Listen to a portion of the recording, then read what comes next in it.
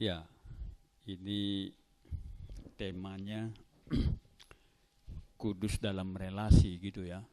Saya cari-cari mau ayat mana lah ini gitu. Kira-kira kalau hatinya sudah kudus, kemana aja kudus gitu ya. Iya. Oke lah. Jadi apa yang kita lakukan? Karena bagaimanapun kita hidup di dunia ini dan hidup juga di tengah-tengah kita ya. Mari kita coba lihat satu di dalam Kolose pasal 3 ya. Ini ada hubungan keluarga, kemudian dibuat di ayat 23 ya, baik di dalam kerja gitu ya. Jadi kalau kudus kemarin apa artinya? Iya, hidup dipisahkan khusus untuk kemuliaan Tuhan ya, yang sebagai wakil Tuhan di bumi. Mari kita lihat. Ya. Kolose 3:23. Ini dari keluarga di atas, baru dari ya hamba ya, baru ayat 23 dikasih tahu ya. Ayat 23. Kita baca sama-sama. 1, 2, ya. Apapun juga yang kamu perbuat, perbuatlah dengan segenap hati seperti untuk Tuhan dan bukan untuk manusia. Jadi apa hidup kudus di sini kalau begitu ya? Jadi apa saja pun kamu perbuat, karena kita ini adalah milik Allah ya, yang bisa dikatakan wakil Allah di bumi ini. Dan kemanapun kita, di situ kita adalah utusan Allah ya. Dan dikatakan oleh Paulus penulis Kolose ini, apapun juga kamu perbuat ya. Jadi semuanya, kalau apapun juga artinya apa? Iya, semua. Terus apa lagi? Tidak ada yang lain ya. Ya. Jadi apapun, baik sebagai hamba di situ atau apapun ya yang kamu perbuat. Ya, dan dia katakan perbuatlah dengan segenap hati. Jangan, kalau segenap hati berarti apa? Iya, jangan setengah-setengah gitu ya. Iya. Jadi perbuatlah dengan segenap hati, seolah-olah itu kita buat untuk Tuhan. Memang untuk Tuhan kan ya. Jadi ya seperti Daniel tadi bekerja di situ, dia adalah khusus mewakili Tuhan ada di situ. Jadi baik di dalam perkataannya, baik di dalam tindakannya, Tuhan katakan perbuatlah seperti untuk Tuhan. Jadi kalau selama ini kita perbuat untuk siapa? Kira-kira? Iya.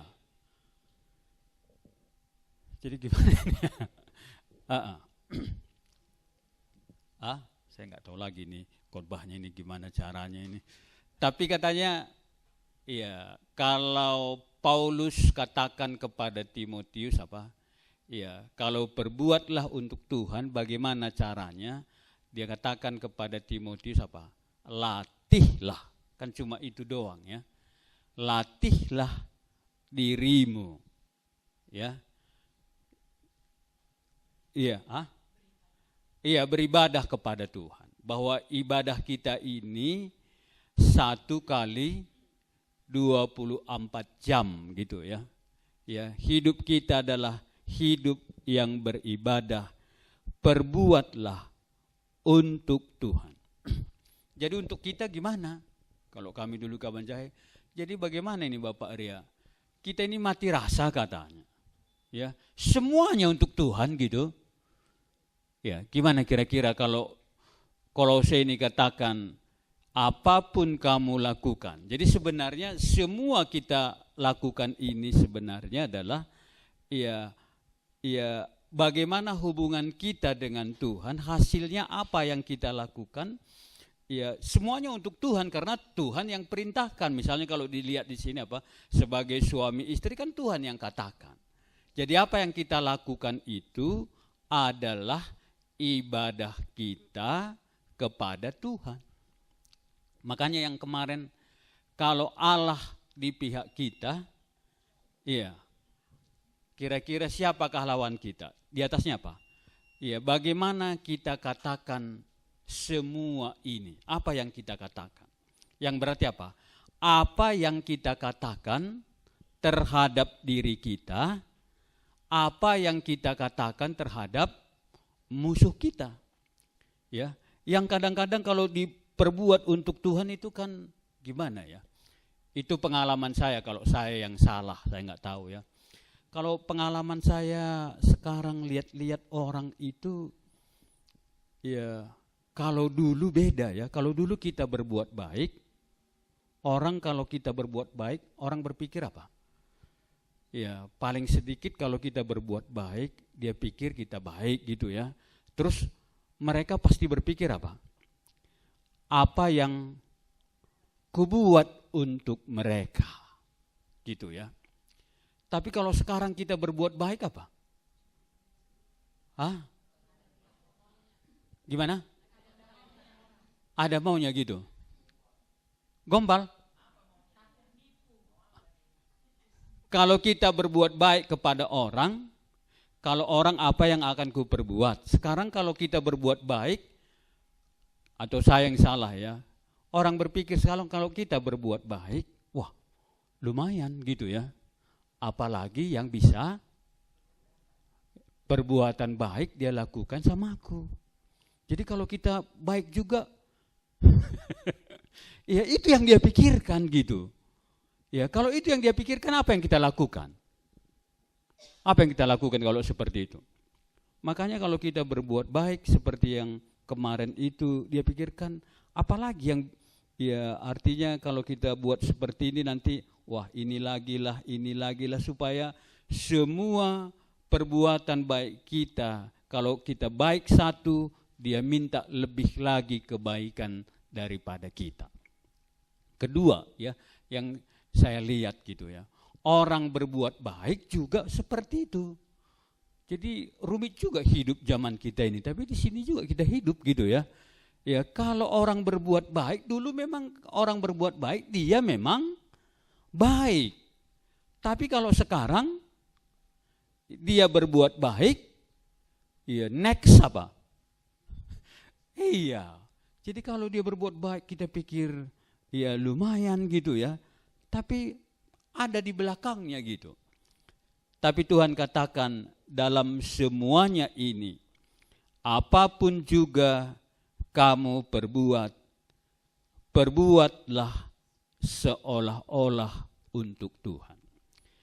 Jadi kalau kita berbuat seolah-olah untuk Tuhan, kita terus lakukan ini pada zaman ini, ya apa enggak mati kita nanti? Gimana kalian rasa? Ya, gimana kira-kira? Makanya ya Roma tadi mengatakan apa yang kita katakan terhadap diri kita kalau kita melakukan apa yang Tuhan katakan. Ya. Ya, karena Allah di pihak kita, apa yang kita katakan? Dan apa yang kita katakan kepada ya relasi kita itu ya. Makanya Daud waktu lihat Goliat, wah dengan gayanya seperti itu dia bilang apa? Kok kalian takut kalau Allah ada di pihak kita? Dia itu siapa? Masa kalian gemetar semua gitu ya? Kalau Allah di pihak kita, sekalipun dia Goliat, untuk apa? Apa yang perlu ditakutkan? hidup berbuat untuk Tuhan, apa yang kita takutkan? Kalau kita bertindak yang baik itu terus, apa yang Tuhan katakan itu kita lakukan terus, kira-kira gimana kita nanti kalau hidup seperti ini? Ya, mari kita coba lihat satu ya.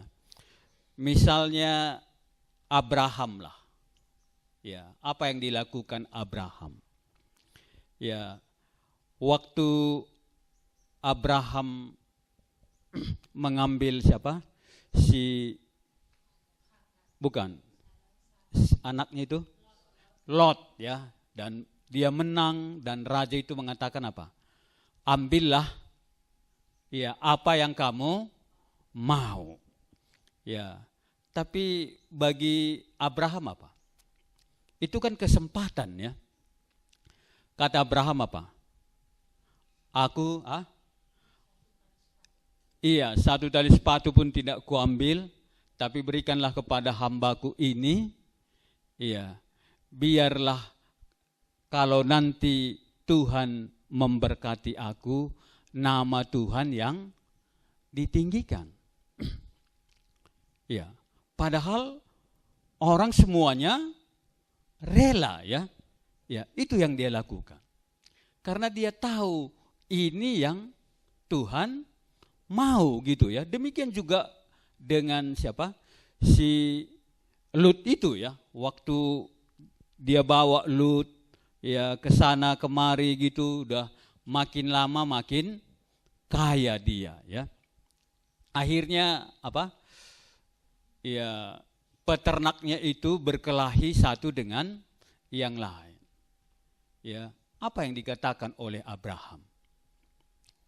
Lut, ya, lebih penting hubungan kita sebagai keluarga daripada semua kekayaan ini. Ya. Kenapa dia lakukan seperti itu ya?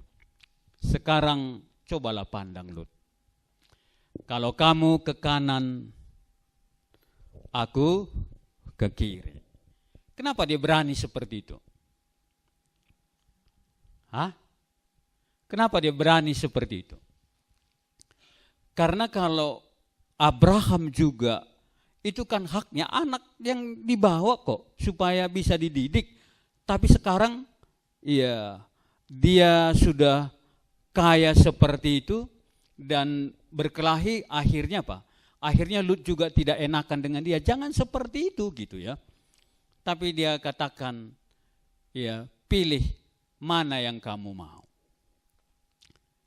Karena kalau perbuatan ini kita lakukan di dalam Tuhan, itu berarti Tuhan itu akan memihak kita. Siapa Tuhan kita itu? Dialah yang berkuasa di surga dan di bumi, ya kan? Makanya kalau kami belajar kitab Yohanes itu, Allah itu menyelamatkan kita dari mana gitu. Ya. Kalau air menjadi anggur itu sebenarnya apa yang Tuhan lakukan di situ ya? Ya, Dia adalah Allah yang memakai kuasanya untuk apa? Untuk menutup malunya yang punya pesta kan. Ya. Ini kan kalau nanti kekurangan ini dia kan ya malu banget ya. Kalau kata orang Karo nanti jadi kuan-kuan gitu ya. Maka Allah menyelamatkan muka yang punya pesta itu. Ya, kalau kita ada di pihak Allah, kan Allah yang menyelamatkan muka kita ini gitu. Ya, anaknya yang sakit itu misalnya, dari mana Tuhan selamatkan dia? Dia selamatkan dari apa? Ya, dia menyelamatkan keturunannya itu gitu. Kemudian waktu dia jalan gitu. Ya, sehingga mereka semua kelaparan. Allah kan tahu menyelamatkan apa? Kalau dia pulang ke rumah, dia akan menjadi rebah. Dia selamatkan kok orang itu dari perutnya. Ya, karena dia adalah Allah. Dan dia tahu kalau kita lakukan ini semua, apa yang kita katakan, kalau kita melakukannya ada di pihak Allah. Allah kita itu Allah siapa gitu ya. Ya, akhirnya Lut tidak melihat Allah. Tapi Abraham melihat Allah. Dia lihat apa? Hanya dengan matanya sendiri gitu ya. Dia minta Sodom dan Gomora yang sangat subur itu.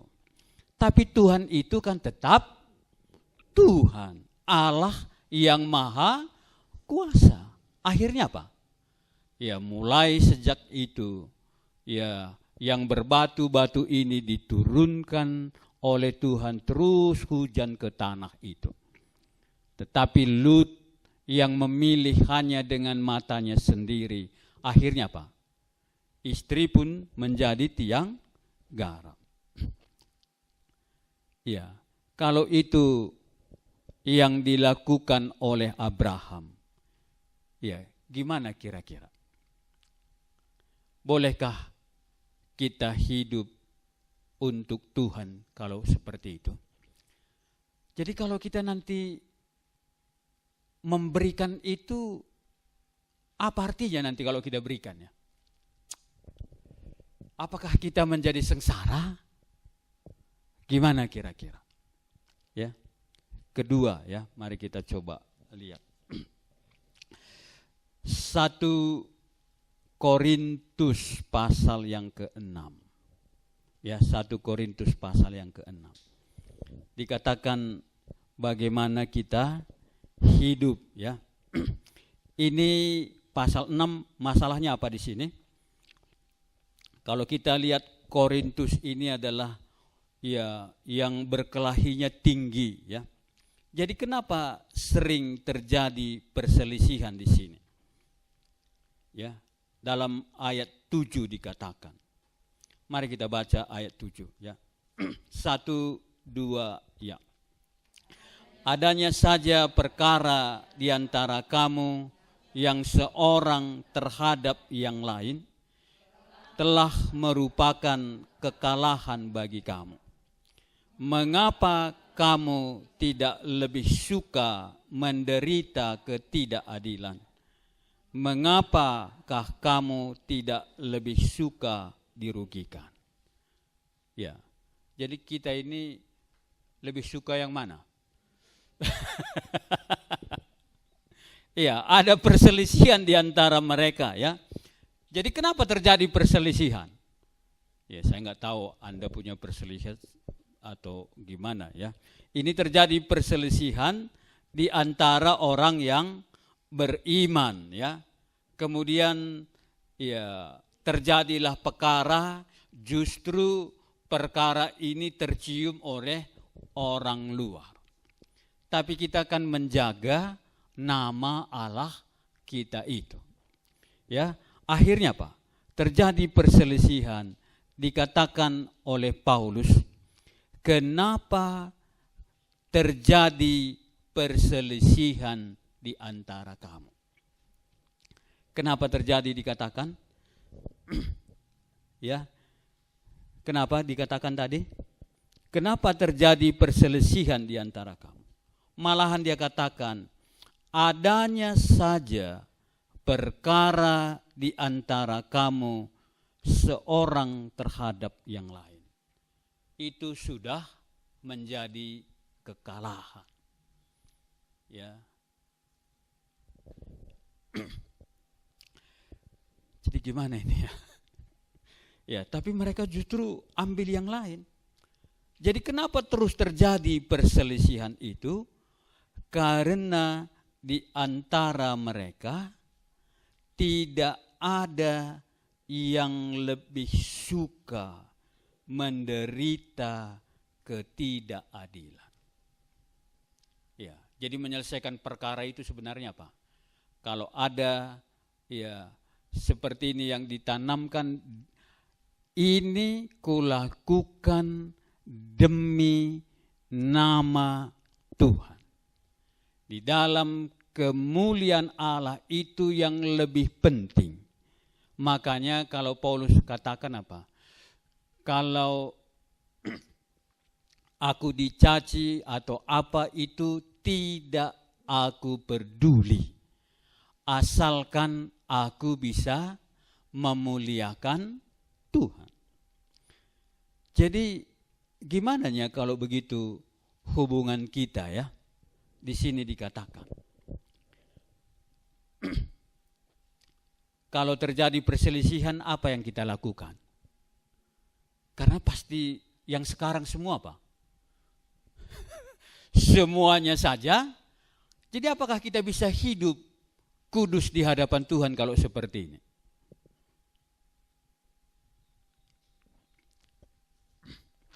Tolong ajarin saya dulu lah. Jangan diam aja. Saya juga nggak tahu lagi. Tapi ini yang Paulus katakan. Ya. Kenapa kamu tidak lebih suka? Ya. Siapa yang memilih lebih suka menderita ketidakadilan? Atau kalau dia nggak menang nggak berhenti-berhenti? Ya, Anda bisa menang. Tapi bagaimana nama Tuhan kita? Sekarang hampir-hampir dia tidak mau menjaga lagi. Itu ya. Apapun ya pokoknya ini aku harus menang. Nanti lagi lah. Ya. Ya. Tapi itu yang dia katakan. Mengapa kamu tidak lebih suka? Mengapa kamu tidak lebih suka dirugikan? Jadi kita ini nanti yang kalau berelasi apa? Oh, oke lah, mari kita berperkara. Aku lebih suka dirugikan. Iya. Jadi mau gimana? Aku lebih suka dirugikan. Mana maumu? Wah ini kan. Iya. Gimana ini? Oh selesai ya. Selesai di mana selesainya? Iya. Ah? Jadi kata-kata saja kira-kira. Iya.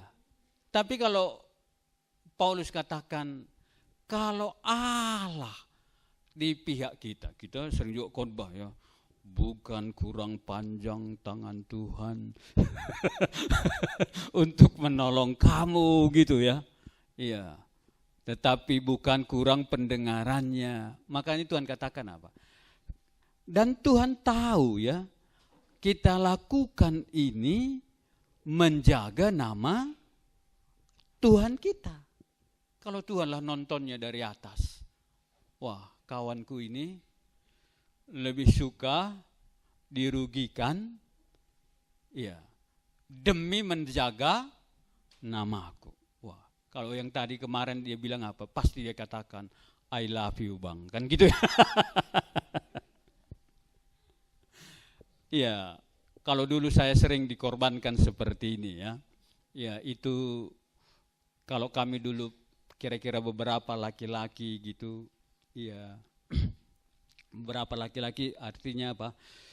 Ibu saya dan kakaknya kami seperti saudara sekali ya, karena bapak saya cepat meninggal gitu. Dan kami tinggal di rumah nenek. Ya, sama-sama di situ semuanya gitu ya. Ya namanya yang kecil sih. Ya, orang itu berebut pasti saya kalah. Pasti saya kalah gitu.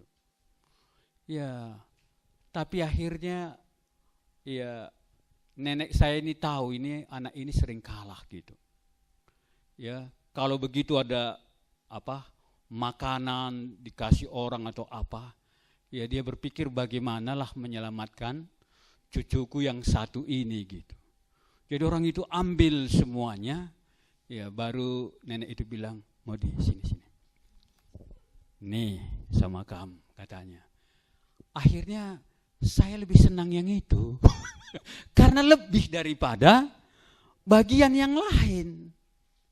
Ya, jadi orang itu sudah berebut semua, ya saya senyum-senyum aja.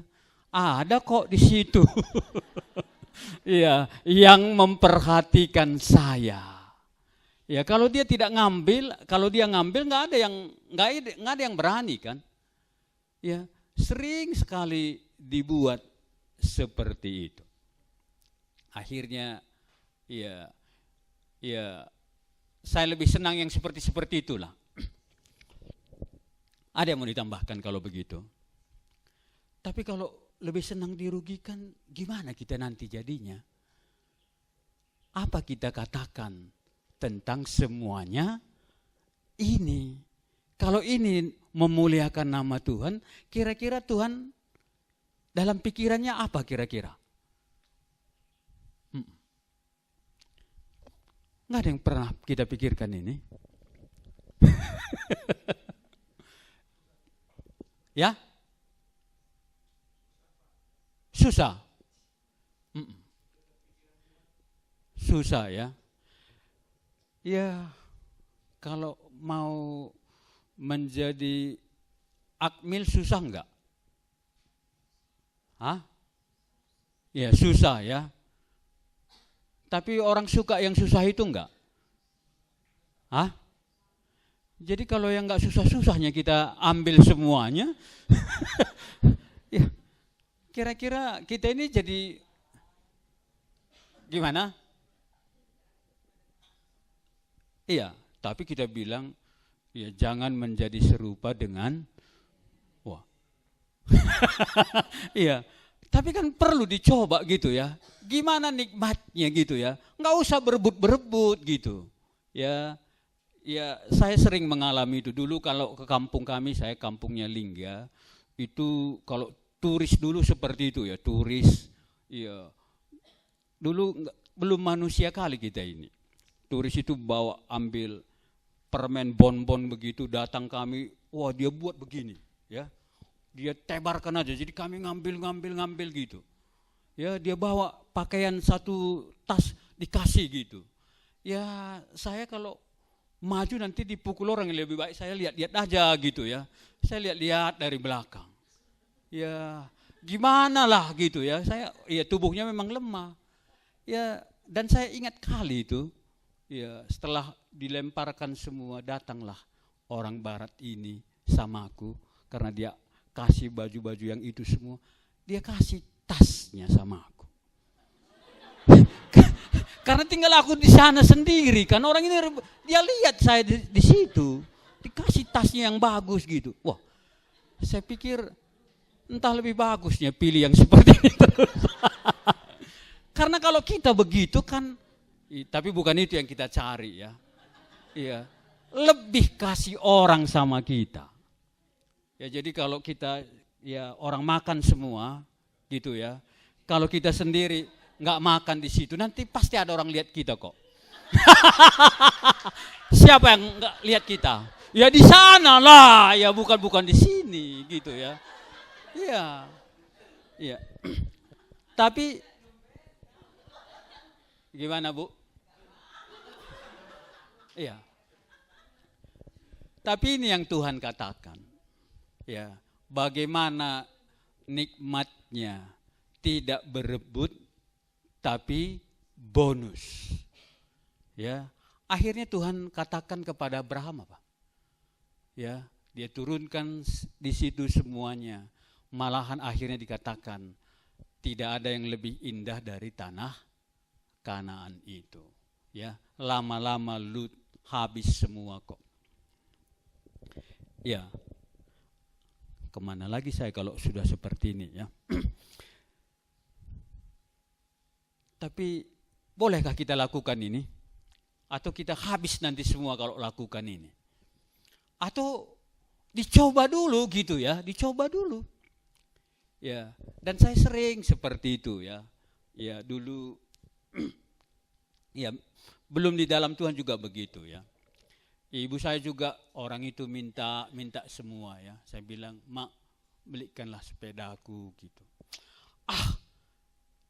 sabar dulu, tahu nanti aku yang baik gitu ya. Satu hari itu karena di kampung, satu hari nggak dibeli, ya tinggal saya sendiri, saya diam aja lah. Ya, akhirnya ibu saya ngerti juga kalau nggak ya dipaksa gitu. Ya, kemudian dia ke Medan, dia belilah ya sepeda saya waktu itu. Kalau dulu sepeda buatan Pulau Brayan, dia beli sepeda saya Phonik buatan RRT. Yang di kampung itu nggak ada satu pun sepeda seperti itu. 3 sepeda orang itu, 1 sepeda saya.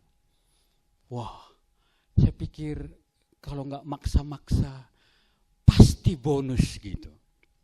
Ya saya pakai. Ya akhirnya yang beratnya bagi saya, ya dengan pengalaman seperti ini, satu kali ibu saya benar-benar nggak ada uang waktu saya ke kampus iman gitu.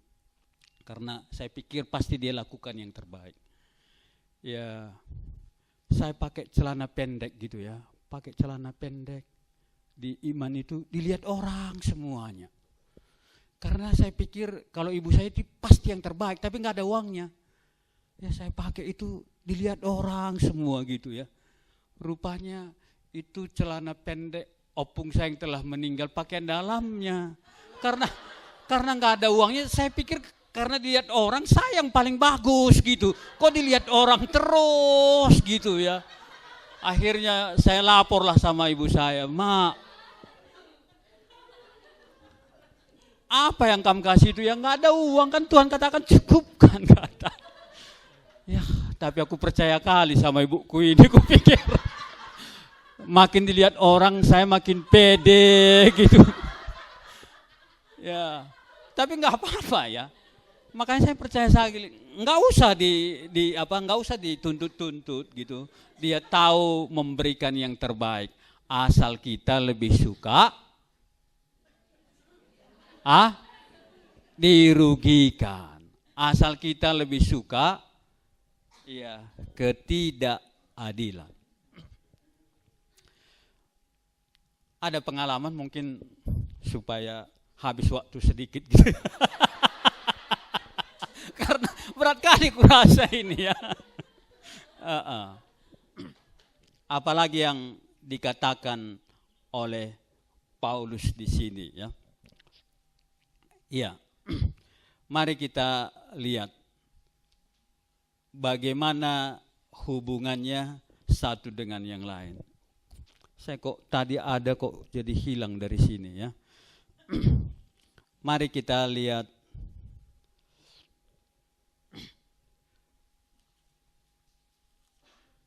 1 Korintus ya, 1 Korintus pasal 12. Ya, dalam hubungan kita satu dengan yang lain. Dengan apa yang kita punya ya. Dia katakan di sini kalau bisa kita lihat pasal 12 ini tentang karunia ya, tentang karunia. Kemudian pasal 13 tentang kasih, baru pasal yang ke-14 kembali tentang karunia. Ya. Jadi kalau ada yang Tuhan berikan bagi kita, apa artinya ya? Karunia yang kita punya, ada karunia bahasa roh di situ. Tapi kata Paulus kepada mereka, yang paling penting dikatakan di sini apa? Pasal 13 ya. Yang paling penting di dalam melakukannya dia katakan, sekalipun aku dapat berkata-kata dengan semua bahasa manusia dan bahasa malaikat, tetapi jika aku tidak mempunyai kasih, aku sama dengan gong yang berkumandang dan canang yang gemerincing. Ya, sekalipun aku punya karunia untuk bernubuat dan mengetahui segala rahasia dan memiliki seluruh pengetahuan, dan sekalipun aku memiliki iman tetapi jika aku tidak mempunyai kasih, aku sama sekali tidak berguna. Jadi dalam semua yang kita lakukan dikatakan di sini apa? Apapun yang kita lakukan, kalau kita tidak melakukannya dengan kasih, itu tidak akan berguna. Kalau kasih itu artinya apa di sini? Kasih itu adalah membangun gitu ya. Ya, kasih itu adalah membangun. Dan sekalipun kasih itu apa? Tetapi jika tidak mempunyai kasih, sedikit pun tidak ada faedahnya. Jadi kalau kita memiliki sesuatu, dia katakan apa? Kalau tidak berdasarkan kasih, yang kita miliki itu tidak ada faedahnya. Ya. Tetapi kasih itu adalah untuk membangunkan. Jadi apapun yang kita punya ini dikatakan apa? Ya, kalau kita melakukan ini, apakah membangun atau tidak? Dan dia katakan kalau kita memiliki kasih, kita menjadi sabar. Ya, jadi orang yang nggak sabar itu berarti orang apa? Iya. Jadi walaupun kita punya karunia semuanya itu, ya, kasih itulah yang membuat kita sabar. Kasih itu juga membuat kita menjadi bermurah hati, ya, tidak cemburu, ia tidak memegahkan diri dan tidak sombong. Karena semuanya itu daripada Tuhan, ya. Jadi kalau dia memiliki kasih itulah, ya, bukan belajar sabar, ya. Kita ini bukan belajar sabar, tapi belajarlah kita untuk mengasihi. Karena dengan mengasihi, ya, lahirlah sabar, gitu ya. Lahirlah murah hati, lahirlah, ya, apa? Iya, tidak memegahkan diri. Jadi kalau ini yang kita lakukan, dia katakan di sini apa? Dengan melakukan itu semuanya, dia katakan maka apa yang kita punya ini, ya, kita pakai untuk membangun. Makanya dia katakan dalam ayat 14, kejarlah kasih itu, ya, dan usahakanlah dirimu memperoleh karunia roh, terutama karunia bernubuat. Jadi kembali, ya, kalau kita mengasihi dengan kita punya karunia-karunia yang ada, ya, tetapi karunia yang kita punya ini harus dipakai dengan kasih, ya. Kalau dengan kasih itu berarti kita akan membangun, gitu ya. Kita akan membangun, ya. Makanya dikatakan kalau kita lakukan berdasarkan kasih itu, apa yang kita punya ini kita pikirkan untuk membangun, ya. Makanya mulailah di sini, ya, dengan kasih yang kita punya, apa yang kita punya ini, ya, biarlah kita lakukan kalau itu membangun orang lain atau membangun kerajaan Allah. Makanya dengan di sini dia mulai berbicara tentang karunia bernubuat. Ya, kalau karunia bernubuat itu untuk membangun, kan? Kenapa? Karena itu firman Tuhan, kalau itu dipakai bisa membangun yang lain. Tapi kalau bahasa roh, ya, bukankah itu penting? Penting karena itu berbicara kepada Tuhan. Tapi kalau kepada jemaat ada yang sedang bernubuat atau mengkhotbahkan sesuatu, ya, dia punya karunia untuk berbahasa roh, dia pakai di situ, apakah itu membangun? Ya, kalau tidak membangun, dia memiliki kasih, dia pakai saja tidak membangun, apa gunanya gitu ya? Jadi kalau kita hidup seperti itu, ya, apa yang kita punya, apakah berdasarkan kasih kita kepada Tuhan untuk membangun? Ya, kalau tidak membangun, ya, ngapain kita pakai? Ya, karena kita dipakai untuk membangun itu. Ya, satu lagi ya, mari kita lihat di dalam Injil Lukas ya, di mana Kristus mau naik ke kayu salib dan menceritakan sebentar lagi dia akan naik ke kayu salib. Tetapi kira-kira murid-muridnya apa? Mengatakan di sini apa? Wih, saya sudah tandai tadi kok.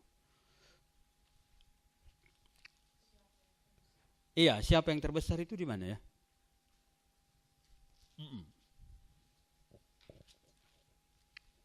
Wah. Pasal 22 ya. Iya. Mari kita lihat pasal 22 ayat 27 ya. Mari kita lihat ayat 27 ya. Lukas 22 ayat 27. Ya. Ya, mari kita baca ya. Ya, dari ayat 24 ya sampai 27 kita bergantian ya. Terjadilah juga pertengkaran di antara murid-murid Yesus. Siapakah yang dapat dianggap terbesar di antara mereka? Raja-raja bangsa-bangsa memerintah rakyat mereka, dan orang-orang menjalankan kuasa atas mereka disebut pelindung-pelindung.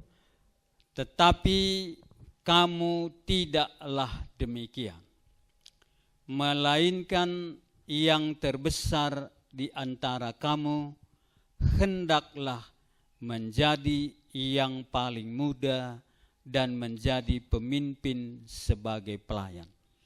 Sebab siapakah yang lebih besar, yang duduk makan atau yang melayani? Bukankah dia yang duduk makan? Tetapi aku ada di tengah-tengah kamu sebagai pelayan. Ya, jadi kalau kita lihat murid-murid ini, ya, pada akhirnya ada terjadi apa di sini? Persaingan di antara mereka, ya.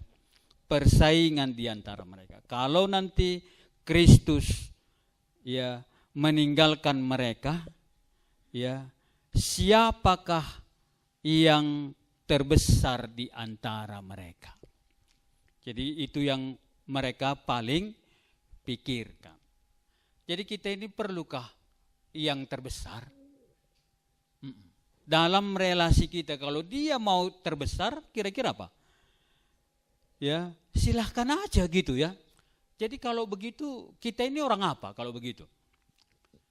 Tapi ini yang terjadi di antara murid-murid ya. Kalau nanti terjadi kerajaannya, siapakah menjadi yang terbesar di antara mereka? Kan bukan itu yang penting ya. Yang paling penting kita sudah ditebus oleh Allah dan kita bisa mengabdikan diri kepada Allah. Itu kan sudah cukup. Bukan siapa yang paling besar. Iya. Oke, sampai di sini ada mau ditambahkan? Ya. Tetapi ini murid-murid ya yang sudah diajar mereka berkelahi satu dengan yang lainnya, ya. Siapakah yang menjadi terbesar di antara mereka? Dan mereka minta, ya, nanti aku di sebelah kananmu, ya, yang sana sebelah kirimu. Tetapi Tuhan katakan apa? Tetapi tidaklah demikian. Makanya nanti kita akan menjadi heran, ya. Yang terbesar di antara mereka, ya, nanti di sana jurinya. Makanya kalau kita bisa lihat apa Yohanes Pembaptis, ya. Kalau Yohanes Pembaptis, Alkitab mengatakan Yohanes Pembaptis itu siapa? Dialah nabi yang terbesar, kan. Berarti Yohanes ini lebih besar daripada, ya, Musa atau semuanya. Dialah nabi yang paling besar. Kenapa? Ya, karena dia tidak mengurang-urangi apa yang dikatakan oleh Allah. Demikian juga di sini, ya, bukan yang paling penting siapa yang menjadi terbesar di antara kita. Ya, ada yang mau ditambahkan kalau begitu? Makanya sering kita kacau ini kenapa? Karena kita mau dikatakan yang terbesar di hadapan siapa? Di hadapan manusia, ya. Tetapi yang terbesar itu dikatakan oleh Tuhan adalah yang melayani semuanya. Makanya kita ini kan, kalau kita dulu waktu bayi, kita ini apa? Ya, kalau bayi itu artinya apa? Iya, semua datang, bibinya melayani dia, datang kakaknya melayani dia, ya. Datang siapa lagi? Opung-opung pun datang melayani dia. Pokoknya siapa saja yang datang melayani dia. Jadi kalau begitu kita ini orang besar di sini atau iya. Tapi kalau pemerintah dikatakan itulah yang terbesar. Jadi dia katakan siapa yang terbesar di antara kamu, yang berminat di antara kamu menjadi yang terbesar, ya, belajarlah. Ini kata Tuhan. Yang di hadapan Tuhan orang besar itu adalah orang yang melayani semuanya. Jadi kalau kita melayani semua, kita pintar enggak? Kan enggak gampang melayani ini, ya. Melayani anak-anak, melayani orang besar, bisa enggak? Melayani orang apa lagi? Iya. Itu berarti dia apa? Dia kaya, ya, sehingga dia mampu apa? Melakukan semuanya. Tapi Tuhan katakan, kalau kamu mau menjadi besar, ya, belajarlah, ya, melayani seorang dengan yang lain. Ada yang mau ditambahkan kalau begitu? Ya, ini kata firman Tuhan. Jadi kalau seperti ini kita lakukan di tengah-tengah zaman kita ini, ya gimana nanti? Makanya ada dulu teman kami bilang begini. Dia sebenarnya pintar masak, ya. Tapi dia enggak mau menunjukkan bahwa dia orang pintar masak. Kenapa kira-kira? Hah? Iya. Oh, di sini enggak ada itu, ya. Berarti iya, makanya dia tahan-tahan gitu, ya. Iya. Akhirnya, ya, kalau dia enggak lakukan itu, dia menjadi orang penting atau enggak? Iya, enggak ada lagi yang menyebut namanya. Tapi kalau kita pintar masak, setiap kita masak, ya pasti orang apa? Iya, semua butuh cepat ya, supaya enak nanti makannya. Ya, ada yang mau ditambahkan kalau begitu?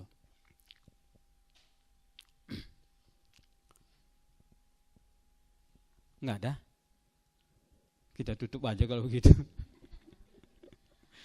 Ya, kedua tadi saya lihat ya, saya pikir-pikir apalah ya kudus di dalam relasi ini gitu ya.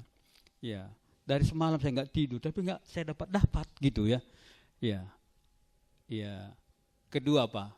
Yang saya lihat hidup yang kudus, satu raja-raja ya, pada waktu dikatakan oleh Salomo dalam bait Allah itu, dia katakan kepada Salomo setelah bait Allah itu diresmikan, Tuhan berjanji kepada dia ya. 1 Raja-Raja pasal yang ke-9 ya. Pasal yang ke-9. Itu yang dia katakan kepada Salomo, Allah menampakkan diri kepada dia ya. Pasal 9. Ketika Salomo selesai mendirikan rumah Tuhan dan istana raja dan membuat segala yang diinginkannya, maka Tuhan menampakkan diri kepada Salomo untuk kedua kalinya, seperti ia sudah menampakkan diri kepadanya di Gibeon. Firman Tuhan kepadanya, telah kudengar doa dan permohonan yang kau sampaikan ke hadapanku. Aku telah menguduskan rumah yang kau dirikan ini untuk membuat namaku tinggal di situ sampai selama-lamanya, dan mataku dan hatiku akan ada di situ sepanjang masa. Mengenai engkau, jika engkau hidup di hadapanku sama seperti Daud, ayahmu, dengan tulus hati dan dengan benar, dan berbuat sesuai dengan segala yang kuperintahkan kepadamu. Dan jika engkau telah mengikuti segala ketetapan peraturanku, maka aku akan meneguhkan takhtamu atas Israel untuk selama-lamanya, seperti yang telah kujanjikan kepada Daud ayahmu, dan berkata keturunanmu tak putus-putusnya. Jadi Tuhan di sini mengatakan bahwa Daud itu adalah orang yang tulus ya. Jika engkau hidup di hadapanku sama seperti Daud ayahmu, dengan tulus ya, berbuat benar di hadapan Allah, maka aku tetap ada di baitnya ini. Makanya kalau kita lakukan ini tulus untuk Tuhan, Tuhan katakan apa? Ya, dia akan tetap kita nikmati kehadirannya di hadapan Tuhan. Makanya seperti Abraham tadi, dia rugi ya, dia mau ke padang gurun, apa yang dia dapat? Dia bisa tetap melihat Tuhan di dalam perjalanan hidupnya. Itu bedanya Daud dengan yang lain. Karena Daud tetap melakukan apa yang disuruh oleh Allah, dan dia dengan tulus melakukannya dan menjaga nama Allah itu. Sampai Daud tua, dia tetap menikmati kehadiran Allah. Makanya sering kita katakan, apalah artinya untung itu setelah kita mendapat untung, kita tidak menikmati lagi kehadiran Allah di dalam hidup kita. Jadi Daud yang tulus ini artinya apa? Dia menjaga hatinya dengan kebenaran firman Tuhan, dan dia tidak mau melanggarnya. Dia sudah tahu ya bahwa Allah telah mengurapi dia menjadi raja. Tetapi dia tunggu sampai Tuhan mengangkatnya di tempat itu. Itulah sebabnya pada waktu Saul sudah ngorok di situ, ya. Yang kalau Saul ini tetap hidup, itu berarti Daud masih tetap terancam. Ya. Dan Saul itu sudah ada di gua itu dan ngorok di situ. Inilah yang sering, ya, dan yang terus mengejar-ngejar Daud ini untuk dibunuh. Tetapi Daud tetap menjaganya. Apalah artinya menang kalau dia melanggar apa yang Tuhan katakan ini. Ya, makanya dia katakan, dia potong puncak jubahnya itu, mengatakan bahwa ya, dia mengasihi Saul. Dia memiliki hati yang takut kepada Tuhan. Dan dia tetap memilih hidup yang terancam di hadapan Tuhan, ya, daripada melanggar ancaman sudah pulih. Ya. Tapi kan Tuhan, apa yang dia janjikan, kalau Tuhan ada di pihak kita, dia akan mendudukkan kok pada waktunya. Ya, akhirnya saya pikir, ya, kalau Daud membunuh dia, langsunglah dia jadi raja.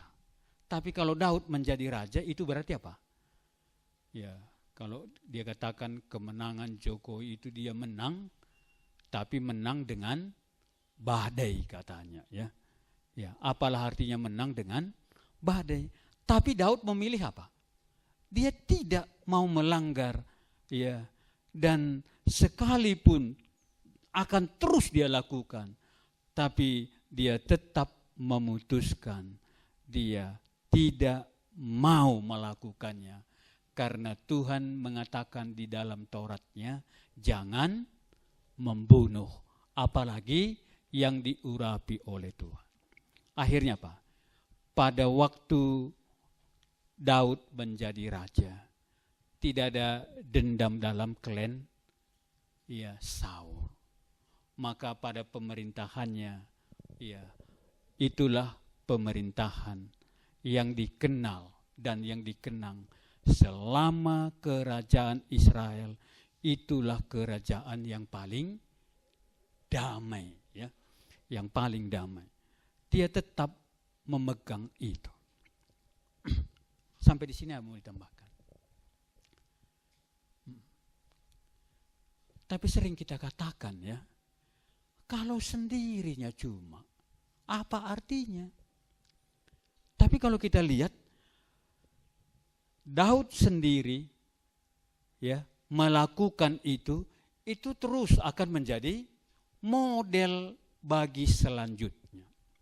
Ya, model bagi selanjutnya. Maka dikatakan kalau raja-raja itu dia baik, ya, takarannya baik apa?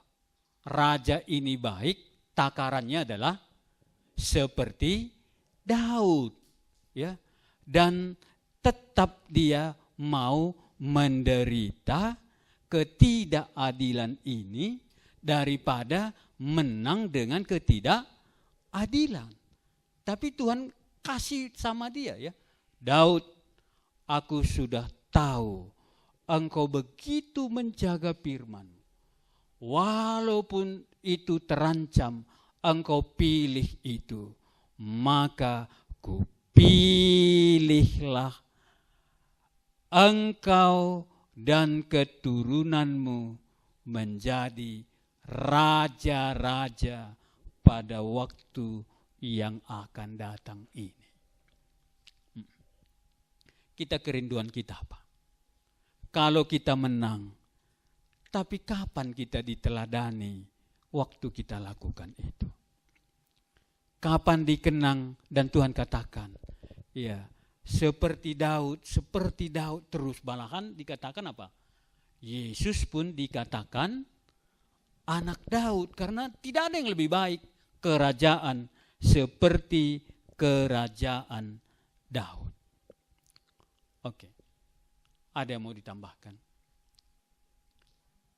Ya, silakan. Oh.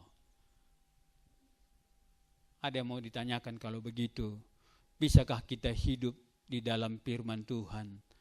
Ya, lebih senang dirugikan zaman ini? Atau kita akan ditertawai orang? Ya. Makanya kalau kita lihat Lewi misalnya kan, Lewi itu pada waktu keluar dari Mesir dan mulai bergabung, hanya keluarga Lewi yang tidak mau menikah campur dengan yang lain. Mulai sejak itu Tuhan tetapkan bahwa keturunan Lewi inilah terus sebagai pengajar bangsa ini, karena dia menjaga dirinya bersih dari hukum Taurat. Makanya kenapa Lewi dibuat seperti itu? Memang dialah hidup yang benar di antara orang itu semuanya. Kita hidup di dalam zaman ini, apa yang akan kita wariskan ke depan? Kalau podoainya dengan orang itu berlumba semuanya, ya apa yang mau dipelajari dari orang yang beriman ini? Ya, makanya dikatakan kalau kita berpihak dengan Allah, apa yang kita katakan tentang diri kita, apa yang kita pilih? Kalau kita kemenangan sebentar itu nanti misalnya Daud itu menang dan kebencian, dendam dari pihak orang itu semua, apa yang mau dilakukan? Makanya janganlah berpikir ya pendek gitu ya. Itu yang dia lakukan. Demikian juga ya. Sebenarnya itu yang terus katakan di dalam raja-raja itu setelah terpecah apa? Dia nggak lakukan seperti itu, dia pakai akalnya. Ya, yang satu nabi itu dia katakan dia urapi siapa? Jerobeam, gitu ya. Dia pecah kerajaan ini dan dia bilang kepada Jerobeam apa? Kamu kuberikan 10 suku ini, asal kamu menjaga dan mentaatinya. Jadi sebenarnya ada rencana Allah bahwa Jerobeam ini akan menjadi raja dari keturunannya secara terus-menerus di dalam 10 suku ini. Itu rencana Allah. Maka aku robekkan ini, kuberikan 10, tetapi kamu harus menjaga hatimu supaya teruslah keturunanmu akan terjaga ya selama-lamanya. Tetapi Jerobeam berpikir apa? Dia mau menyelamatkan diri. Dan dia pikir kalau orang itu nanti beribadah ke Yerusalem, ya, itu kan pikirannya. Firman Tuhan katakan apa? Kalau kamu mentaatinya seperti Daud, kamu akan dijaga oleh Allah. Ya, dijaga seterusnya. Makanya ya bukannya Allah mau mereka seperti itu, akhirnya apa? Karena dia melakukan itu, tidak ada raja-raja lagi di sana. Ya, sampai akhirnya mereka punah. Makanya kita ini bisa bersyukur ya. Kalau ini masih ada relasi yang tidak saling meninggikan siapa yang terbesar, tetapi hasilnya ada Allah di tengah-tengah kita. Makanya sering dikatakan bisa ramai di sini, tapi kita tidak lagi menikmati kehadiran Allah. Oke, ada yang mau ditambahkan? Demikian sampai sekarang. Kalau kita masih dengan tulus melayani, saya tidak takut ya kita ditinggalkan oleh Tuhan. Bagaimanapun itu semua. Tapi kalau sudah mulai kompromi di sini, seperti yang kita bilang itu, ngapain Tuhan hadir kalau hanya untuk kita? Satunya Abraham, tapi dampaknya seperti itu. Satunya Daud, tapi terus di situ. Ya, ini yang terjadi. Oke, ada yang mau ditambahkan? Akhirnya Daud bilang sama Saul apa? Ya, ingat Saul, kalau Tuhan tidak memberikannya kepadaku, tidak akan kurebut kursimu itu. Buktinya memang dia tidak merebutnya. Ya. Oke, ada lagi? Silakan.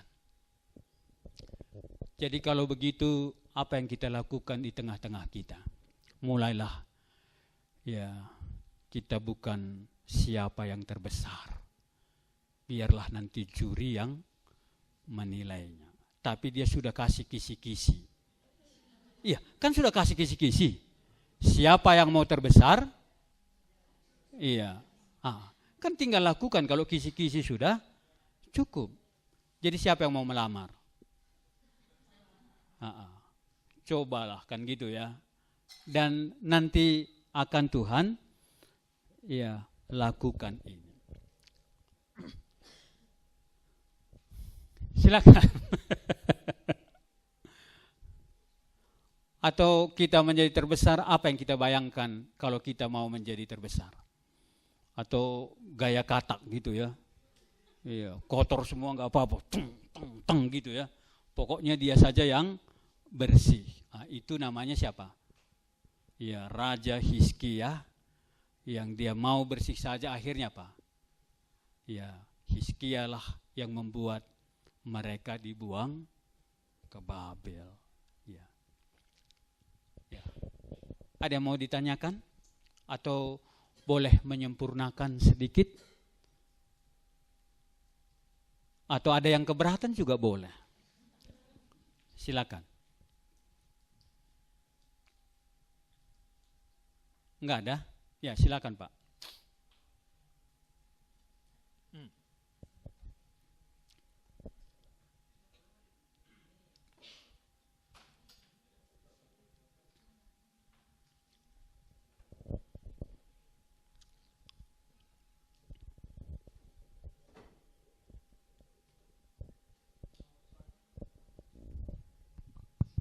Oke, selamat pagi untuk kita semua. Ya, selamat pagi. Karena tema pemuritan kali ini adalah tentang hidup kudus, jadi saya agak menanyakan begini, Pak Pendeta, bahwa standar hidup kudus itu memang hidup kudus yang menurut Allah itu mungkin untuk kita jalani setiap manusia ini agak berat. Jadi terkadang manusia juga punya standar hidup kudus sendiri. Apakah standar hidup kudus menurut manusia itu bisa disamakan dengan apa yang diinginkan oleh Allah itu sendiri? Terima kasih. Ya. Mari kita lihat ya, Yohanes 17 ayat 17 ya. Yohanes 17 ayat 17 ya. Iya. Ya. Mari kita baca 1, 2 ya. Kuduskanlah mereka dalam kebenaran, dan firman-Mu adalah kebenaran. Jadi ya, kuduskan itu kan khususkan ya. Standar kita adalah standar firman Tuhan, dan firman Tuhan itu adalah kebenaran kan gitu ya. Jadi kalau standar dunia ini ya ya gimana tadi? Standar dunia bisa disamakan gitu. Iya. Kalau di sini enggak ya. Karena firman-Mu inilah kebenaran. berarti standar itu ya bisa baik ya. Kalau baik itu ukuran kita ya, ukuran kita. Tapi kebenaran itu standarnya ini. Dan Tuhan katakan apa? Ya kalau sering kita katakan tidak ada firman Tuhan yang tidak akan digenapi gitu ya. Karena kebenaran itu artinya apa? Apa yang dikatakan itulah yang pasti jadi. Ya, kira-kira seperti itu. Tapi saya belum nangkap apa maunya Leo ini. Kira-kira. Ya, makanya itu artinya percaya kan. Ya, percaya bahwa ini adalah kebenaran dan kalau ini kita pegang dan Tuhan akan memihak kita. Kalau Tuhan berpihak kepada kita, ini akan menjadi acuan nanti ke depan. Dan apa yang kita lakukan sekarang ini, ya akan nanti terlihat ke depan gitu. Seperti Daud tadi kan terus menerus. Karena Daud yang tulus itu dikasih Tuhan bonus sama dia. Makanya Mesias itu pun diambil dari keturunan Daud. Makanya kita lihat ya nyata seperti itu. Kira-kira seperti itu ya. Ada lagi? Jadi apa artinya pemuritan ini kalau begitu? Wah ini sudah lumayan ya. Wah kamu kasih anugerah ya. Iya. Apa artinya? Dia lebih suka ketidakadilan daripada apa? Lebih suka dirugikan dan menderita ketidakadilan. Itu kan Mennonite itu ya. Ya, akhirnya apa? Mennonite pada waktu itu kan sangat disegani ya karena dia lebih suka menderita. Dan di balik itu ada Allah kita dan yang dikatakan kan ya firman-Mu ini sama kemarin, sekarang dan selamanya. Dan kalau kita hidup di sini ya Tuhan akan juga ada di tengah-tengah kita gitu. Akhirnya ya seperti yang dikatakan Daud, walaupun dihina orang seperti itu, dia bilang biarkan aja gitu ya. Waktu siapa? Anaknya Saul itu mengejek-ngejek dia. Ya. Ya, akhirnya dikatakan apa? Biarkan saja. Wah. Nanti kan diejek-ejek terus. Ada Tuhanku yang melihat. Biarlah nanti Tuhan yang membalaskan ejek-ejekannya itu mau kan Tuhan itu hidup ya. Ya. Akhirnya apa? Ya. Keturunan Saul itu menjadi habis kan. Ya. Kalau dia mau membangun dirinya ya seperti Saul itu, Saul hanya bisa merasakan di dalam kerajaannya kehadiran Allah hanya selama 2 tahun kan. Setelah 2 tahun itu dia mau membangun tugunya, membangun kekayaannya. Dia memang masih raja, tapi dia tidak pernah lagi menikmati kehadiran Allah di dalam kerajaan.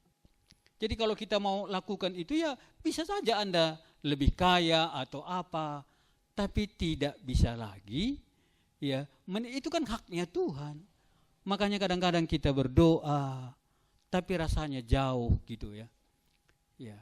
Apa artinya coba?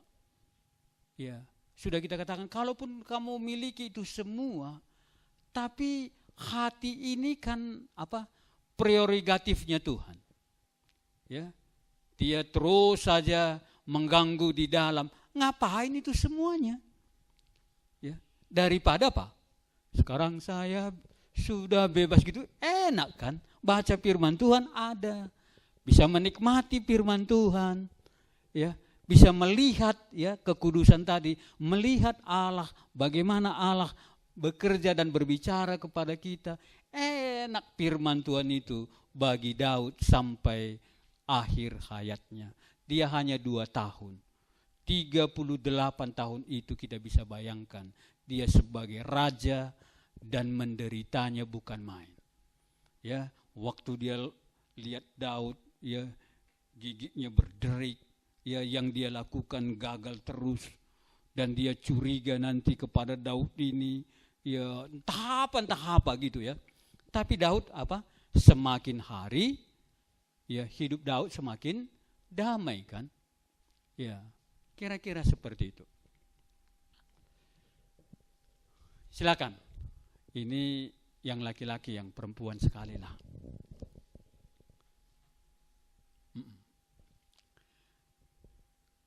Jadi gimana lagi kalau hubungan kita seperti itu, ya? Ya. Kalau si Hana, ya, itu yang mempertahankan ketidakadilan tadi, sakit. Tapi dia tidak melawan Penina itu, ya. Dalam semua kesakitannya itu, untuk mempertahankannya, dia berdoa sekeras-kerasnya, dan semua dia kalau bahasa Karo, dia tungkaskan kepada Tuhan. Jadi kalau kita sakit di sini kan, Allah kita itu kan Allah yang tahu, ya. Malahan dia katakan apa? Yang tidak bisa kita katakan itu pun nanti beratnya Roh Kudus akan membantu kita berdoa. Sehingga ya, Tuhan memberikan kepada dia. Kan lebih baik daripada kita lawan orang itu kan. Ya. Makanya bagaimana berelasi, biarlah kita rugi. Biarlah kita mengungkapkannya kepada Tuhan. Toh Tuhan tahu kok. Apa tahu, Bu? Tahu apa? Iya. Iya. Dia tahu menerjemahkannya. Kita kadang-kadang sudah jelas kita, ya, juga nggak ngerti, ya. Kita nangis saja pun Tuhan tahu kok. Ya, akhirnya apa? Dia lega di situ, ya. Ya, kita nggak tahu, ya, mungkin kita satu dengan yang lain. Ya, biarlah ku pilih mengadu saja, nderkuh sama Tuhan. Jauh lebih enak daripada gua kintemnya. Oh, ini kan lebih baik. Ya, dia nanti yang melihat. Makanya dia katakan, jangan seolah-olah dilihat oleh manusia, tetapi dilihat oleh Allah. Kalau dilihat oleh Allah, Allah juga tahu apa yang mau dilakukan untuk menghibur dia. Tapi dia komit, ya. Kalau kamu berikan saya persembahkan, dia berikan aja. Ya, bukan wah Tuhan, ya itu kalau istilah kami di Kabanjahe kan begitu, ya. Dia manjat kelapa tinggi di atas gitu. Sampai di atas angin kencang gitu, ya. Akhirnya dia bilang, Tuhan kalau engkau selamatkan saja aku, semuanya sama Tuhan. Ya, turun sedikit, ya, turun lagi versinya setengah Tuhan gitu, ya. Turun lagi, wah, ya sudah sampai di bawah, sekali lagi lah untuk Tuhan katanya gitu, ya. Ada. Kalau kita, apa yang kita pilih dalam relasi kita satu dengan yang lainnya? Kita tetap hidup seolah-olah apa yang Tuhan mau. Walaupun sakit, apa yang Tuhan mau, ku coba menjalaninya. Ya, daripada membalasnya. Aku belajar, ya, lebih menyukai rugi. Ya, sudah ada pengalaman kita rugi dapat untung besar. Nah, ini ilmu ekonomi nih gitu, ya. Silakan. Ada, silakan bersaksi. Atau ada lagi? Cukupkah kalau begitu? Ya, silakan.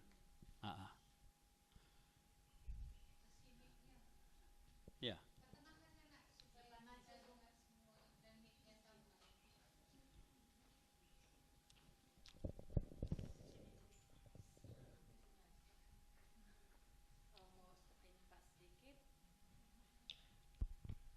Tentang hidup kudus tadi, tentunya dalam hal uang gitu. Ketika Tuhan menaruh di dalam hati kita dalam hal memberi persembahan lah, sebegini gitu. Tapi kita menahan gitu. Kita memberikan persembahan seperti yang kita mau. Apakah memang persembahan kita itu akan diterima Tuhan, bukan seperti yang Tuhan katakan gitu. Gimana bilang ya, nggak pula aku yang Tuhan ini ya.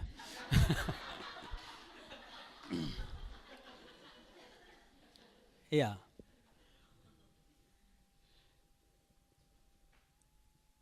Kalau menahan itu, kalau di dalam kitab Kejadian dia bilang apa? Ya, kalau Habel mempersembahkannya yang terbaik, kemudian diterima oleh Tuhan, gitu ya. Jadi kalau kita berikan seperti itu, seperti yang kita inginkan, apakah Tuhan menerimanya? Ya. Kalau kita lihat Kolose itu dia katakan apa? Kolose 3:15 ya, waktu kita berikan, kalau Tuhan menerimanya itu berarti apa? Kolose 3:15 dia bilang apa itu? Silakan.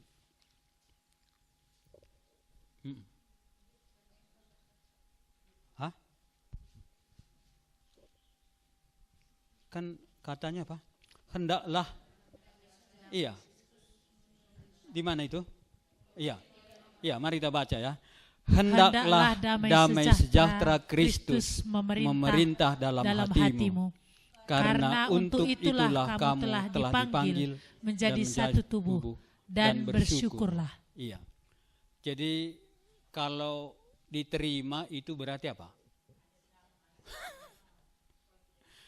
Memberikan persembahan itu iya, karena bersyukur atau karena iya. Kalau kita bisa menyembah Tuhan, memberikan persembahan itu kan apa? Iya, sebagai apa namanya ya? Kalau kita bisa mempersembahkan hidup kita itu kan kasih karunia bisa kita berikan kan ya. Sejauh mana kita bisa berikan itu, bisa kita berikan kan, waduh, gimana ya? Iya, hak istimewa itu gitu. Tapi karena Tuhan yang bilang, ya kita pun nggak tahu diterima atau enggak, itu pastinya apa? Makanya kalau Tuhan terima, dia katakan dia akan memberikan apa? Sukacita yang melimpah di dalam hidup kita dan dia akan memberkati kita. Jadi apakah diterima kalau begitu? Ya, kan itu menurut relnya ya, Roh Allah itu ada pada kita pada waktu kita sedikit bergeser kan gitu ya. Ya, awalnya Tuhan lakukan dulu apa? Dia tidak memberikan damai kepada kita. Itu sebagai apa? Iya, barometernya. Jadi kembalilah sejahteranya kamu setelah ngasih persembahan itu. Ya. Nanti kalau aku bilang enggak, ya kan repot juga, bukan aku yang terima kan. Tapi Tuhan katakan kalau itu berasal dari Tuhan, dia akan memberikan damai sejahtera, bisa memberikannya kok. Ya. Itu berarti kita masih tahu bersyukur kan. Ya, kita akui, ya yang seperti tadi kita akui ini Tuhan berikan. Pengakuan kita yang Tuhan berikan itulah sebagai ucapan syukur kita, pengakuan kita. Jadi gimana ini? Iya, karena saya lihat orang yang memberikan persembahan itu pulang apa? Iya, bersorak-sorai kan gitu ya. Ada, iya Tuhan sudah memberkati aku. Iya, ini Tuhan tandanya engkau sudah memberkati aku gitu ya. Maka sebagai tanda, ini Tuhan sebagai tanda. Waduh, enggak. Iya. Ini berarti dia sendiri sudah tahu itu. Ada lagi kira-kira?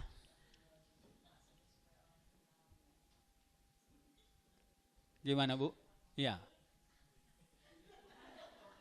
Iya.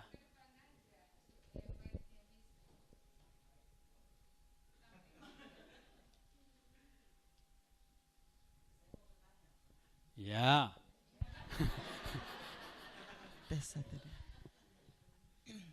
tadi kan ada firman Tuhan yang mengatakan adanya saja perselisihan di antara kamu sudah menandak ada kekalahan gitu ya Pak. Jadi memang kalau tadi kita Bapak kasih contoh-contohnya itu memang yang lebih baik rugi gitu. Tapi kan bukan saya Bu contohnya Bu. Iya tadi. Ya. Iya. Iya. Iya. Gini ya Pak, kadang kan kita ini dilema ya. Kita sebenarnya satu sisi bukan kita tidak mau rugi, ya. Tapi kan ada firman Tuhan di Perjanjian Baru itu yang mengatakan beritakanlah firman, siap tidak siap waktunya, nyatakan kesalahan dan tegurlah katanya. Jadi kan satu sisi kan kita, apakah misalnya kalau ada masalah itu, ada satu masalah, ya kita memilih lebih baik rugi, dah nggak apa-apa aku biarkan. Nah, tapi bagaimana dengan bagian yang kalau memang ada yang salah itu, tegur, katakan, sebagai anak terang, kan lebih baik seperti itu gitu, maksud saya nih ya Pak. Tapi tolonglah diapakan ya Pak. Karena kan daripada misalnya kita ada masalah, ya, kita bilang kita mau lebih baik kita menerima, udah aku mundur aja. Apakah nampak di situ anak terang kita itu gitu? Apa enggak kita memang maksudnya kita tegur, nyatakan. Kan memang ada firman Tuhan kayak gitu ya Pak. Maksudnya saya pun minta apa nih Pak? Pencerahan, karena saya udah kena, ada kena saya Pak gitu. Ada kena di masalah itu. Satu lagi Pak. Tadi kan tentang karunia ya. Ada tadi Bapak singgung tentang karunia. Jadi tadi ada dicontohkan seorang ibu yang dia sebenarnya pandai dia masak. Tapi dia nggak mau gitu, mungkin karena supaya tidak disuruh. Ya. Kayak gitu tadi ya Pak. Tapi sebenarnya kan bisa juga seperti ini kan Pak. Karena kan apa ya, walaupun mungkin kita bilang sudah percaya ya, tapi kan sebenarnya ada memang manusia ini yang dia rendah diri, dia merasa nggak layak, dia merasa orang lebih bisa daripada dia, bukan karena dia memang nggak mau gitu. Makanya kan kan penting gitu, maksudnya kita itu tahu apa karunia kita. Jadi kan kalau kita memang dikaruniakan itu, kadang kan memang ya kayak saya lah ya Pak ya, saya nggak tahu gitu, udah gitu saya orangnya rendah diri gitu. Kalau misalnya didorong gitu ya, kan perlu didorong katanya Pak yang dari belakang ini, terus ngomong dia perlu didorong katanya kan Pak.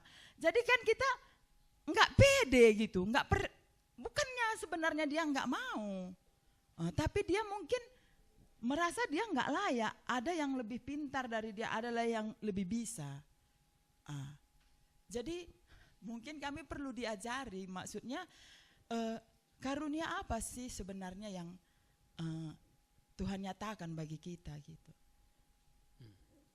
Itu aja Pak ya, udah cukup ya. Makasih ya. Tadi nomor 1 apa? Ini.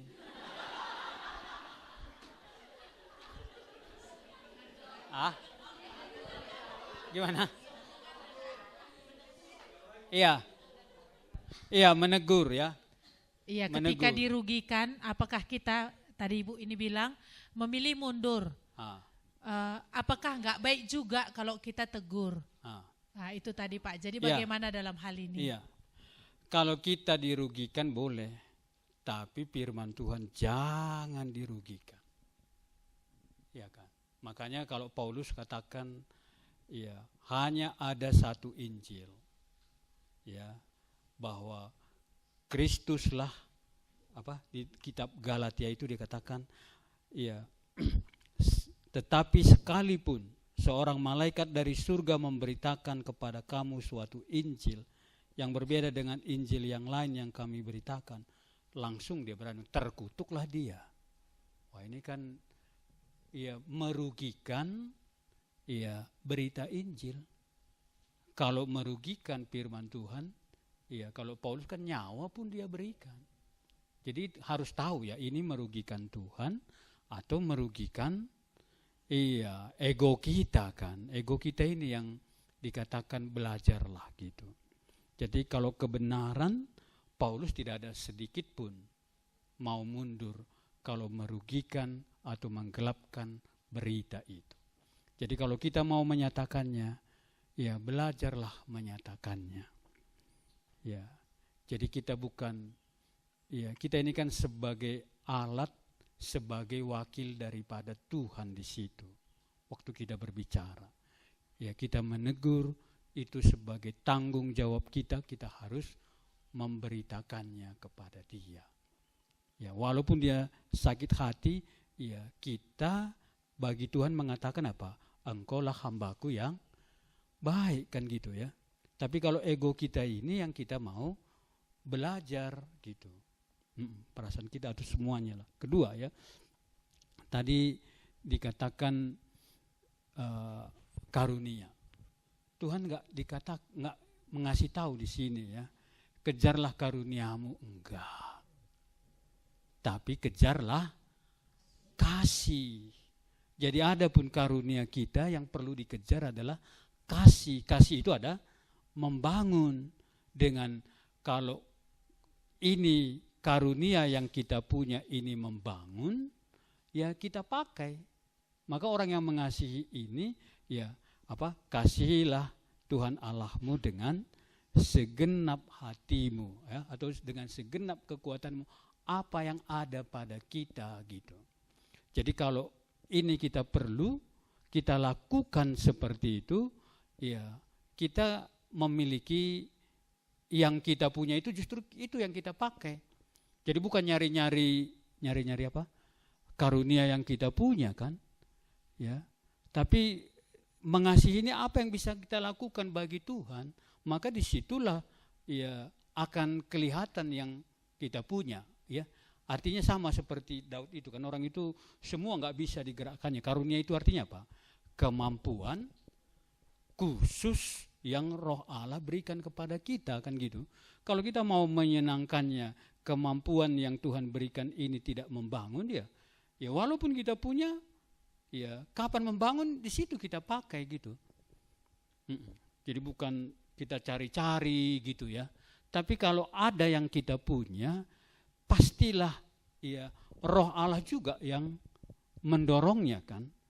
Artinya kalau dia karunianya melayani, dia lihat aja terus itu. Wah, ini mau buat begini, kan langsung ada di dalam, karena memang itu karunia yang dia punya. Makanya ya hanya dia yang tahu itu gitu. Dia yang tahu itu gitu.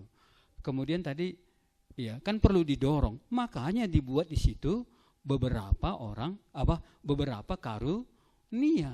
Kalau kita yang berbicara, ya orang lain bisa tertib semuanya. Tapi ada karunia yang menasihati kita dari belakang. Makanya kita butuh semuanya karunia itu dipakai yang jelas berdasarkan kasih untuk memuliakan Tuhan, yang satu itu aja. Ya, saya kira cuma itu gitu. Jadi ada karunia yang lain juga yang mendorong kita di sini, ya. Dan kalau ini dia pakai untuk kita sehingga kita kuat. Kalau kita kuat bisa memberitakannya, ya terbangun jemaat. Terbangun kerajaan Allah kan gitu. Ya, karena satu-satunya tujuan kita adalah ya membangun kerajaan Allah, bukan supaya aku ya terlihat karuniaku ini gitu, kira-kira. Oke, ada lagi? Atau kira-kira masih ada yang mau ditanyakan belum jelas ini Bu? Iya. Jadi beberapa itu dikatakan supaya kalau dalam Efesus itu dia katakan apa?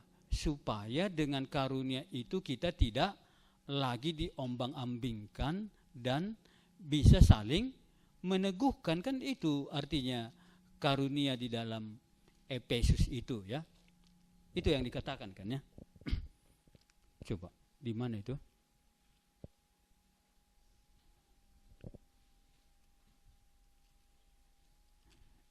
Di Efesus kan. Pasal 4 ya. Iya. Maka karunia itu disatukan. Ya. Jadi bukan karunia itu ditunjukkan, tapi karunia yang kita punya itu disatukan. Ayat 12 kurasa ya. Ya. Jadi karunia itu dari ayat 11, dan ia memberikan baik rasul-rasul maupun nabi-nabi, baik pemberita Injil maupun gembala dan pengajar-pengajar, untuk memperlengkapi orang-orang kudus bagi pekerjaan pelayanan, bagi pembangunan tubuh Kristus. Ya. Jadi kalau kita punya, kita juga harus menghargai karunia yang lain, karena kita ini saling memperlengkapi untuk membangun tubuh Kristus. Dengan demikian katanya apa? Kalau itu semuanya berfungsi, 13. Sampai kita semua telah mencapai satu kesatuan. Ya, dan pengetahuan yang benar tentang anak Allah dan kedewasaan penuh. Jadi kalau karunia itu berjalan, dia katakan kita makin karunia itu menjadi satu kesatuan dengan iman yang kepada Allah, dan dengan dipakainya karunia itu kita menuju kepada kedewasaan yang penuh atau menuju ke tingkat pertumbuhan ke arah Kristus. Jadi kalau kita kejar dan apa karunia yang pada kita, itu yang kita persembahkan. Ya, di dalam satu kesatuan karunia ini, jadi kalau itu benar di hadapan Tuhan, maka terbangunlah ya kedewasaan kita. Karena kalau dia mengajar, kita dipenuhi, ada yang melayani di sini, ada yang menasehati, ya, yang dinasehati itu menjadi kuat, dia melayani lagi sehingga terjadi ya menuju satu tingkat kedewasaan gitu. Itu tujuannya. Jadi kalau tahu karunia saja ngapain? Kalau nggak ada kasihnya, kalau aku nyanyi bisa lah. Itu memang karuniaku. Ya. Jadi mau gimana? Iya, biarkan aja. Ya, apa gunanya? Tapi kalau ada kasih kan, ya Tuhan apa? Walaupun dia nggak punya, ada kasih, dia melakukannya kan tergantung. Ya, ini karunia tergantung dipakai Tuhan atau enggak kan? Tapi kalau ada kasih itu yang perlu dikejar, karena kalau ada kasih, ya semuanya kita akan tumpahkan kepada Dia kalau ada kasih itu. Ya, makanya kejarlah kasih. Ya. Ada?